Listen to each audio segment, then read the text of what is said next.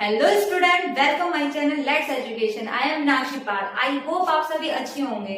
So student, आज की जो क्लास है वो है आपकी 24 सितंबर सन 2022 करंट अफेयर्स की। 24 सितंबर के जितने भी इंपॉर्टेंट क्वेश्चन है आज हम इस क्लास में डिस्कस करने वाले हैं। ये क्लास आपके सभी कॉम्पिटेटिव एग्जाम के लिए बहुत ही ज्यादा बेनिफिशियल है। चाहे आप किसी भी कॉम्पिटेटिव एग्जाम की तैयारी कर रहे हो, चाहे वो सुपर टेट का एग्जाम हो या आपका एसएससी सीजीएल का एग्जाम हो या आपका कोई सा भी अपकमिंग एग्जाम हो, ठीक है। तो आपके जो एग्जाम है उसका जो करंट अफेयर्स का पोर्शन है वो इस क्लास से आपका कंप्लीट हो जाएगा। तो आपको ये क्लास अगर पसंद आती है तो ज्यादा से ज्यादा लाइक कीजिए, शेयर कीजिए, चैनल को भी सब्सक्राइब कीजिए। मैं 2-3 दिन से क्लास नहीं ले पा रही थी, लेकिन इन 2-3 दिन में जितने भी इंपॉर्टेंट क्वेश्चन थे आपके करंट अफेयर्स के वो मैंने इस क्लास में आपके रखे हैं, ठीक है। तो आपको क्लास को ज्यादा से ज्यादा देखना है और ज्यादा से ज्यादा इसको शेयर भी करना है, ठीक है। तो आज की क्लास शुरू करते हैं। आज की क्लास शुरू करने से पहले यही रिक्वेस्ट रहती है कि अगर आपको सेशन पसंद आता है तो ज्यादा से ज्यादा लाइक कीजिए, शेयर कीजिए, चैनल को सब्सक्राइब कीजिए। तो आज की क्लास स्टार्ट करते हैं। तो आज की क्लास का जो फर्स्ट क्वेश्चन है वो है कि अंतर्राष्ट्रीय सांकेतिक भाषा दिवस कब मनाया जाता है। क्या है क्वेश्चन कि अंतर्राष्ट्रीय सांकेतिक भाषा दिवस कब मनाया जाता है। तो कब मनाया जाता है? 23 सितंबर को मनाया जाता है, ठीक है। जो आपका इंटरनेशनल साइन लैंग्वेज डे है वो कब मनाया जाता है? 23 सितंबर को मनाया जाता है। अब बात कर लेते हैं इसकी शुरुआत कब से हुई थी। तो जो इसकी शुरुआत हुई थी वो हुई थी आपकी 1951 से, ठीक है। 1951 में जो WFD है यानी कि वर्ल्ड फेडरेशन डेफ है उसके द्वारा इसको मनाया जाता है, ठीक है। तो अब बात कर लेते हैं जो सन 2022 में इसको मनाया गया है तो उसकी थीम क्या रखी गई है। तो जो सन 2022 की थीम रखी गई है वो है साइन लैंग्वेज यूनाइट अस। क्या है? साइन लैंग्वेज यूनाइट अस। इसका मतलब ये है जो आपकी सांकेतिक भाषा है वो क्या करती है? एकजुटता से रहने का एक संकेत देती है।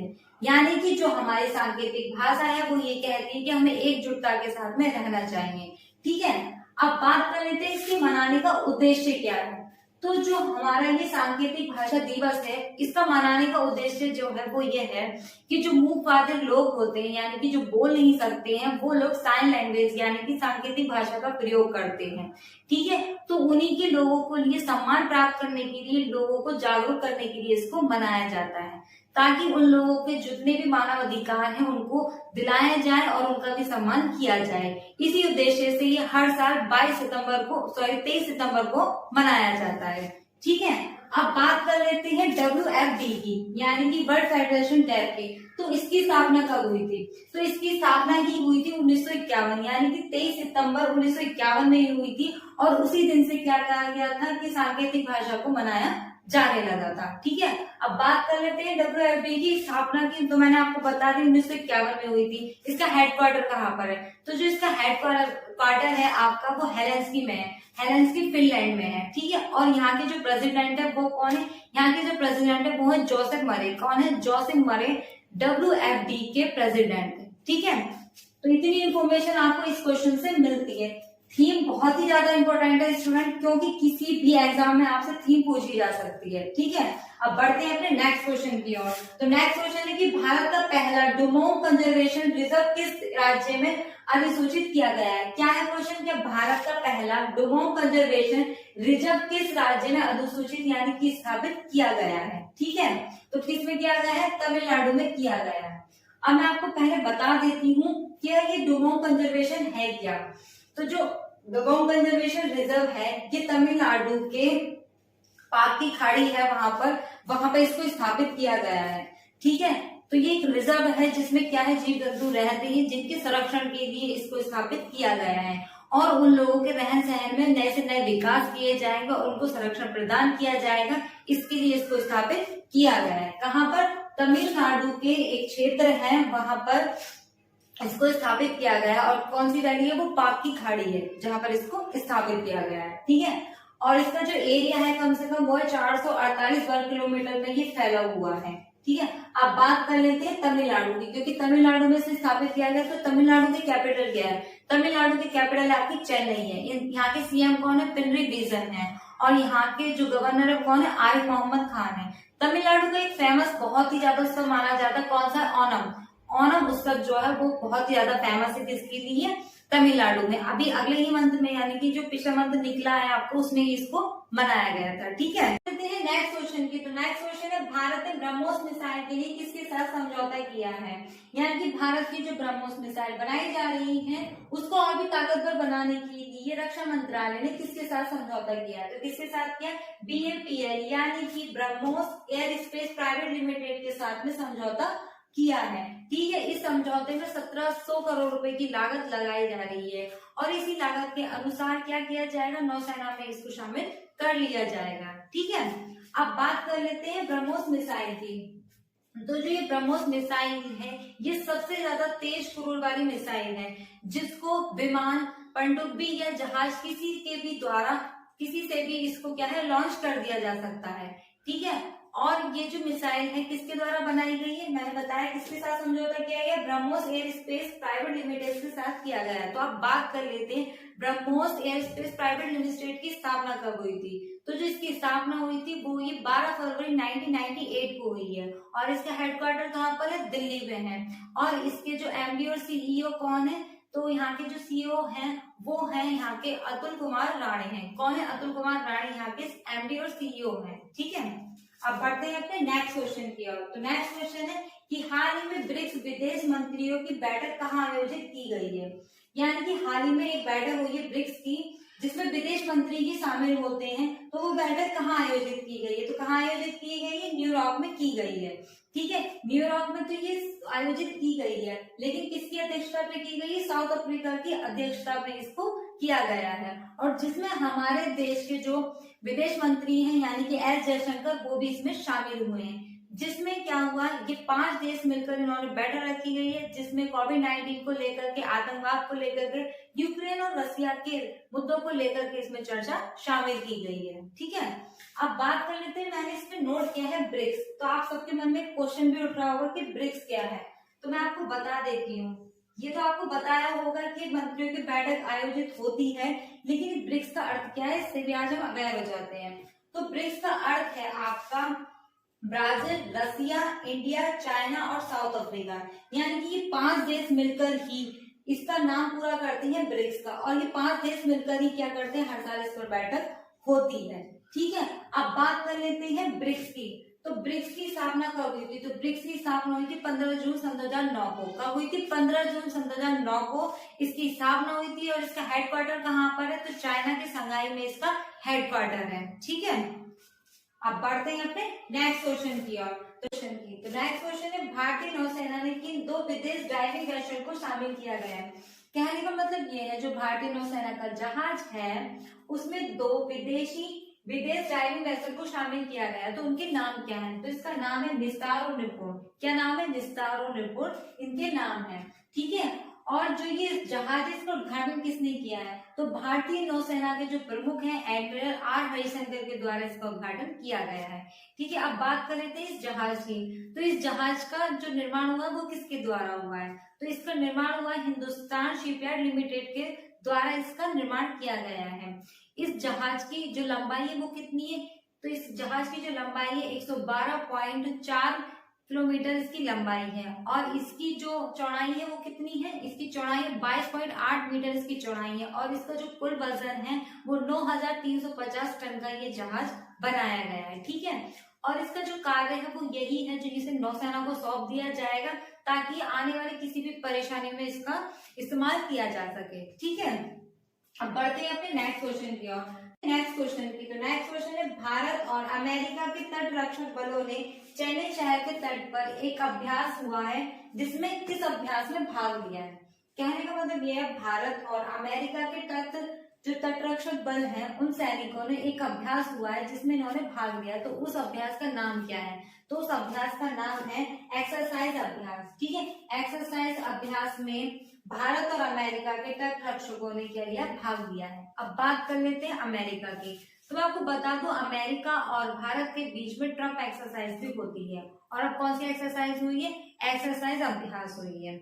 अब बात कर लेते हैं अमेरिका की। तो अमेरिका की कैपिटल क्या है? वाशिंगटन DC है। यहाँ के प्रेसिडेंट कौन है? जो बाइडेन है और यहाँ की वाइस प्रेसिडेंट कौन है? कमला हैरिस है। ठीक है, यहाँ के जो प्रेसिडेंट हैं जो बाइडेन उन्होंने 2 बुक लिखी है वो कौन कौन सी है? प्रॉमिस टू डैड, और जो कमला हैरिस है वाइस प्रेसिडेंट, उन्होंने भी 3 बुक लिखी है। वो कौन कौन सी हैं? The truth be hold and super hero are everywhere और क्राइम ऑन अलर्ट। ये 3 बुकें इनकी बहुत ज्यादा इंपॉर्टेंट है। ठीक है, तो बढ़ते हैं अपने आप नेक्स्ट क्वेश्चन की ओर। बात करते हैं नेक्स्ट क्वेश्चन की। तो नेक्स्ट क्वेश्चन है कि विश्व राइनो दिवस कब मनाया जाता है? क्या है? विश्व राइनो दिवस कब मनाया जाता है? तो कब मनाया जाता है? 22 सितंबर को इसको मनाया जाता है। ठीक है, ये हर साल क्या होता है? प्रतिवर्ष 22 सितंबर को ही मनाया जाता है। अब बात करें तो इसकी शुरुआत कब से हुई थी? तो इसकी शुरुआत हुई थी सन 2010 से। सन 2010 से ही क्या है? विश्व राइनो दिवस मनाया जाता है। ठीक है, अब बात करें तो उद्देश्य की। तो जो विश्व राइनो दिवस है, जो राइनो एक जाति है यानी कि एक जानवर है, उसके सम्मान के लिए इसको मनाया जाता है। कहने का मतलब यह है जो राइनो प्रजाति है वो बहुत ही कम रह गई है, सिर्फ 5 प्रजातियां रह गई हैं। उनको सम्मान देने के लिए और उनके संरक्षण के लिए इस दिवस को मनाया जाता है। ठीक है, और सन 2022 की जो विश्व राइनो थीम रखी गई है वो क्या रखी गई है? तो इसकी जो थीम है वो है हमेशा के लिए 5 राइनो प्रजातियां। क्या है? हमेशा के लिए 5 राइनो प्रजातियां। ये थीम बहुत ही ज्यादा इसकी इंपॉर्टेंट है। मैं जितने भी आपको दिवस बताती हूँ उसकी जो थीम है बहुत ज्यादा इंपॉर्टेंट है। ठीक है, तो दिवस के साथ साथ में आपको थीम भी याद रखनी है। ठीक है, और मैंने बता दी इसकी जो थीम है हमेशा के लिए 5 राइनो प्रजातियां। और जो राइनो प्रजाति है ये सबसे पहली यानी कि कह सकते हैं कि जो हमारी धरती है उस पर स्तनधारियों की पहली प्रजाति है। कौन सी? राइनो प्रजाति है। ठीक है, तो बढ़ते हैं अपने नेक्स्ट क्वेश्चन की।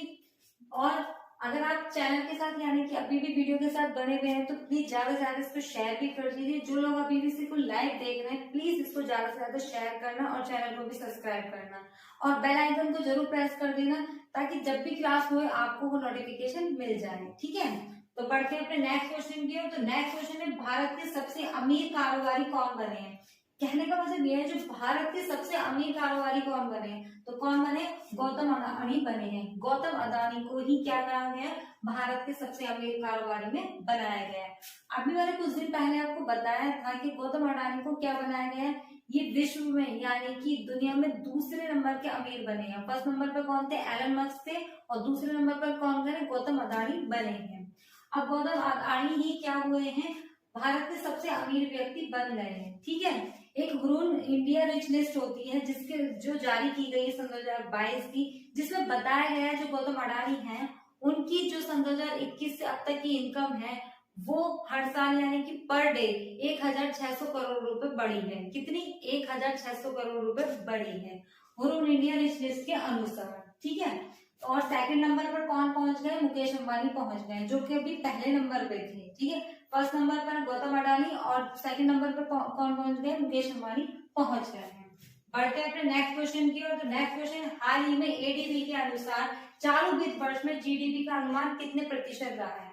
कहने का मतलब ये है जो एशियन डेवलपमेंट बैंक है उसके अनुसार चालू वित्त वर्ष यानी कि जो वित्त व्यवस्था है हमारे देश की जीडीपी है वो उसका अनुमान कितना प्रतिशत रहा है? तो कितना रहा है? 7% रहा है। ठीक है, 7% तो इस बार रहा, पहले कितना था? 7.2% रहा था पहले। तो यानी कि कहने का मतलब ये 2% क्या है हमारी जीडीपी अब घट गई है, अब 7% हो गई है। ठीक है, अब बात कर लेते हैं एडीबी की, क्योंकि एडीबी के अनुसार है तो इसकी फुल फॉर्म है इसकी जो फुल फॉर्म है वो है एशिया डेवलपमेंट बैंक। क्या है? Asia development bank. इसकी स्थापना कब हुई थी? इसकी स्थापना हुई थी 1966 में, और इसका हेडक्वार्टर कहाँ पर है? फिलीपींस में। क्या है? मनीला फिलीपींस में है। और इसके जो चेयरपर्सन है वो कौन है? मसासुक असगवा है। कौन है? मसासुक असगवा है। ठीक है, अब बढ़ते हैं अपने नेक्स्ट क्वेश्चन की ओर। तो नेक्स्ट क्वेश्चन है देश की सबसे अमीर महिला कौन बनी है? अभी मैंने आपको बताया कि सबसे अमीर कारोबारी कौन बने, इसी के साथ क्वेश्चन है कि देश की सबसे अमीर महिला कौन बनी है? तो कौन बनी? फाल्गुनी नायर बनी है। ये कौन है? फाल्गुनी नायर एक ऑनलाइन रिटेलर है। ठीक है, नायका की संस्थापक है, यानी कि जो नायका कंपनी है आपने सुना होगा ऑनलाइन जिसपे प्रोडक्ट मिलते हैं, उसी की क्या है? चेयरपर्सन है फाल्गुनी नायर, और यही क्या बन गई है? अब भारत की सबसे अमीर महिला बन गई है। ठीक है, अब बढ़ते हैं अपने नेक्स्ट क्वेश्चन की ओर। तो नेक्स्ट क्वेश्चन है फेडरल रिजर्व बैंक ने कितने प्रतिशत ब्याज की दर बढ़ा दी? क्या है क्वेश्चन? फेडरल रिजर्व बैंक ने कितने प्रतिशत ब्याज की दर बढ़ा दी? तो कितनी बढ़ा दी? 0.75% बढ़ा दी है। जो ये फेडरल रिजर्व बैंक है ये जो है ये अमेरिका की बैंक है, अमेरिका की केंद्रीय बैंक है फेडरल रिजर्व बैंक, जिसने क्या करा, जो अपनी ब्याज की दर है, ब्याज की दर का मतलब ये होता है अगर हम किसी बैंक में अपना पैसा रख रहे हैं तो जो उस पर इंटरेस्ट मिलेगा वो हमें 0.70% मिलेगा। और क्या है, तो इसी को बढ़ाया गया है, ठीक है। और यदि अगर हम अपना पैसा अगर हम जमा करते हैं तो जमा रकम पे भी हमें 0.75% का क्या मिलेगा, ब्याज मिलेगा। और यदि हम बैंक से कर्ज लेते हैं तो भी हमें कितना चुकाना पड़ेगा, 0.75% का कर्ज इस पर चुकाना पड़ेगा, ठीक है। महंगाई के बढ़ते हुए देखते हुए ये अमेरिका की फेडरल बैंक ने इसका कदम उठाया है, ठीक है। अब बात कर लेते हैं फेडरल रिजर्व बैंक की, तो इसकी स्थापना कब हुई थी। तो जो अमेरिका की फेडरल रिजर्व बैंक है इसकी स्थापना हुई थी 1913 में। कहाँ हुई थी, 1913 में हुई थी। और इसका हेडक्वार्टर कहाँ पर, वाशिंगटन डीसी में है, ठीक है। तो बढ़ते हैं अपने नेक्स्ट क्वेश्चन की ओर। नेक्स्ट क्वेश्चन है कि नॉर्थ देते हैं नेक्स्ट क्वेश्चन की। तो नेक्स्ट क्वेश्चन है कि नॉर्थ चैनल को पार करने वाली भारतीय एल्विस अली हजरिका किस राज्य से रहने वाली है। कहने का मतलब ये जो नॉर्थ चैनल की चैंपियनशिप इन्होंने जीती है एल्विस अली हजरिका ने, वो किस राज्य की रहने वाली, तो किस राज्य की रहने वाली है, असम की रहने वाली है। और ये क्या है, वरिष्ठ तैराक है, ठीक है। अब बात कर लेते हैं नॉर्थ चैनल की। तो जो नॉर्थ चैनल है वो स्कॉटलैंड और आयरलैंड के बीच में है। क्या है, स्कॉटलैंड और आयरलैंड के बीच में एक नॉर्थ चैनल है जिसे नॉर्थ चैनल JW कहा जाता है, जिसको किसने पार किया है, एल्विस हजरिका ने पार किया, एल्विस अली हजरिका ने पार किया। इनकी टीम ने 14 घंटे 38 मिनट में इस नॉर्थ चैनल को पार किया है। और इसी चैनल के साथ में क्या बन गई है, ये पहली भारतीय महिला बन गई है नॉर्थ चैनल को पार करने वाली, ठीक है। अब बात कर लेते हैं असम की, क्योंकि असम की रहने वाली, तो असम की कैपिटल क्या है, दिसपुर है, ठीक है। और यहाँ के जो सीएम है वो कौन है, हेमंत बिश्वा शर्मा है। और यहाँ के गवर्नर कौन है, यहाँ के जो गवर्नर है वो है जगदीश मुखी। और असम का ही काजीरंगा नेशनल पार्क बहुत ही ज्यादा इंपॉर्टेंट है, आपके एग्जामिनेशन पॉइंट ऑफ व्यू में अधिकतर ये पूछा जाता है, ठीक है। बढ़ते हैं अपने नेक्स्ट क्वेश्चन की ओर। नेक्स्ट क्वेश्चन है सीएम द हैसी। क्या है, सीएम द हैसी वेब पोर्टल किस राज्य में शुरू किया गया है। क्या है क्वेश्चन, सीएम द हैसी वेब पोर्टल किस राज्य में शुरू किया गया है। तो किस राज्य में शुरू किया गया है, मणिपुर में किया गया है। मणिपुर में जो इसका कैपिटल है यानी कि राजधानी इम्फाल है, यहाँ के जो सीएम है एन बिरेन ने इनको शुरू किया है। इसका अर्थ होता है, यानी कि जो ये सीएम द हैसी लिखा है इसका अर्थ होता है सीएम को सूचना देना, यानी कि जो यहाँ के मुख्यमंत्री है उनको सूचना देना। जनता की जितनी भी परेशानियां होती हैं उसकी सूचना किस पर जाएगी, सीएम के पास जाएगी, ताकि वो उसका समाधान कर सके, ठीक है। ये इसका अर्थ है, इसका सीएम द हैसी का। अब बात कर लेते हैं मणिपुर की। तो मणिपुर की कैपिटल क्या है, इम्फाल है। यहाँ के सीएम कौन है, एन बिरेन सिंह है। और यहाँ के गवर्नर कौन है, ला गणेशन है, ठीक है। तो स्टूडेंट ये थे आपके कुछ इंपॉर्टेंट क्वेश्चन। ये आपके 24 सितंबर के ही नहीं थे, इससे जो एक दो दिन मैंने आपको सेशन नहीं दिया तो उसके भी मैंने सबको टोटल मिला के आज की क्लास में बनाई थी।